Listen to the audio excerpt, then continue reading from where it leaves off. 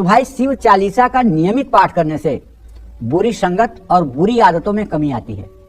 शिव चालीसा पढ़ने से स्वास्थ्य पर सकारात्मक असर पड़ता है।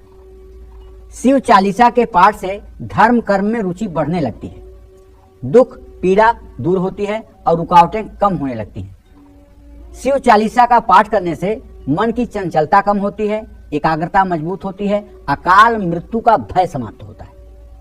बात एकदम पक्की है, जो नित्य शिव चालीसा का पाठ करेगा वो अकाल मृत्यु से बच जाएगा। मृत्यु से वो डरे जो काम करे चांडाल का, और मृत्यु से वो क्यों डरे जो भक्त हो महाकाल का। शिव महाकाल हैं, और जो महाकाल का भक्त है उसे मृत्यु से कैसा डरना। तो शिव चालीसा का पाठ करने से मुश्किल कार्यों में भी सफलता मिलती है। गर्भवती महिलाएं शिव चालीसा का पाठ करें तो संतान पर सकारात्मक प्रभाव पड़ता है। शिव चालीसा का नियमित पाठ करने से अशुभ ग्रहों के प्रभाव तत्काल कम होने लगते हैं, और अगर शिवालय में बैठ करके शिव चालीसा का पाठ किया जाए तो इसके फल को कोई नहीं कह सकता कि इसका कितना बड़ा पुण्य होता है। इसलिए शिवालय में जाकर शिवलिंग की पूजा करके जो लोग नियमित रूप से 10 बार उत्तर दिशा की ओर मुंह करके शिव चालीसा का पाठ करते हैं वो अपने जीवन में धर्म अर्थ काम मोक्ष चारों पुरुषार्थों को सिद्ध कर लेते हैं। माघ मास में शिव चालीसा का पाठ करना सभी शुभ फलों को बढ़ाता है। सोमवार के दिन शिव चालीसा का पाठ जरूर करना चाहिए। अगर आप रोज नहीं कर पाते हैं तो कम से कम सोमवार के दिन शिव चालीसा का पाठ आपको जरूर करना चाहिए। गाकर अगर शिव चालीसा का पाठ किया जाए तो ज्यादा लाभ मिलता है। सुबह स्नान करके उत्तर या पूर्व दिशा की ओर मुंह करके शिव चालीसा का पाठ करना चाहिए। हल्के रंग के कपड़े पहनकर बैठना चाहिए। शिव चालीसा का पाठ शुरू करने से पहले भगवान शिव को अक्षत, धूप, दीप, सफेद चंदन और सफेद आग के फूलों से भगवान शिव की पूजा करनी चाहिए। भगवान शिव को मिश्री और बतासे का भोग लगाना चाहिए। शिव चालीसा का पाठ करने से पहले 1 लोटा जल भरकर रखना चाहिए। हाथ में अक्षत, फूल और जल लेकर संकल्प लेना चाहिए। शिव चालीसा का पाठ विषम संख्या में करें, जैसे 3, 5 या 11 शिव चालीसा का पाठ, और चालीसा का पाठ जल्दबाजी में न करें। और अगर आप चाहते हैं कि आपको शिवलोक की प्राप्ति हो तो माघ के महीने में 1 महीने का प्रयाग में कल्पवास लगता है, जहां लोग टेंट लगा करके और 1 महीने तक रहते हैं, फलाहार करते हैं, शाम को एक समय भोजन करते हैं, नित्य संगम में स्नान करते हैं।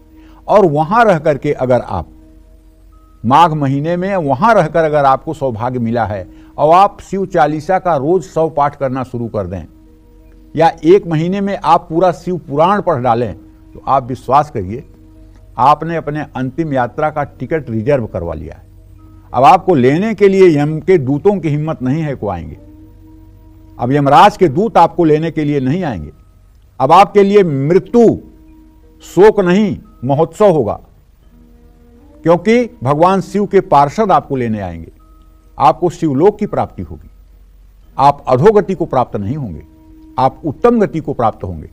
जैसे आप कहीं जा रहे हैं, अगर आपको पता नहीं है कि वहां जाकर आपको किससे मिलना है, कहां रुकना है, कहां आपके रहने की व्यवस्था है, क्या आप करेंगे, तो आप वो यात्रा बहुत बेचैनी से करेंगे। लेकिन अगर आपको पता है कि यहां से आप अमेरिका जा रहे हैं, अमेरिका का टिकट है आपके पास, वहां रहने के लिए आपके लिए आवास है, वहां किससे आप मिलेंगे ये निश्चित है, किससे मिलकर आपका क्या काम होगा ये निश्चित है, तो आपके मन में न तो भय होगा न क्षोभ होगा, बल्कि आप खुशी से हवाई जहाज पे चढ़ जाएंगे और वहां पहुंच के उतर जाएंगे और सुखपूर्वक वहां रहेंगे। इसी तरह से हमारी भी तो आखिरी यात्रा होनी है।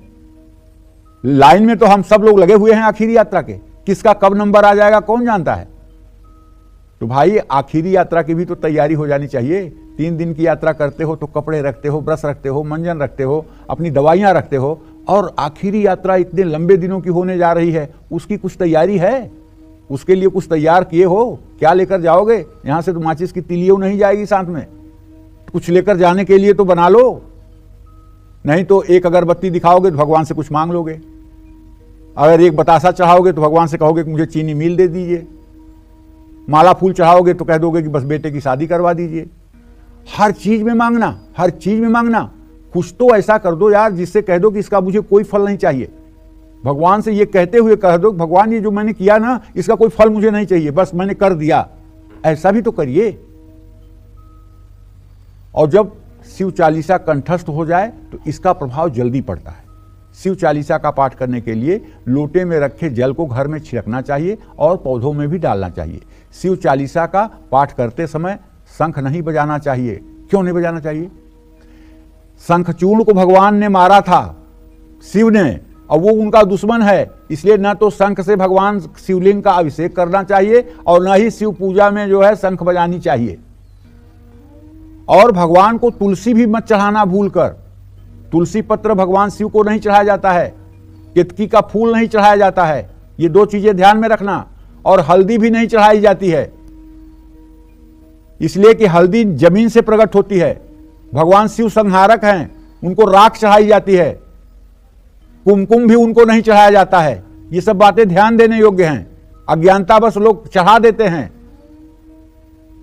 हाँ, अगर शिव में आप पार्वती का भी रूप देख रहे हों कि शिव में ही पार्वती माता समाहित हैं, उनके निमित्त अगर आप चाहें, मां पार्वती के निमित्त आप चाहें तो सिंदूर, गुलाल, अबीर, हल्दी सब चढ़ा सकते हैं। क्योंकि शिव में जो ई अक्षर है, शिव में जो ई है, यही मां पार्वती है।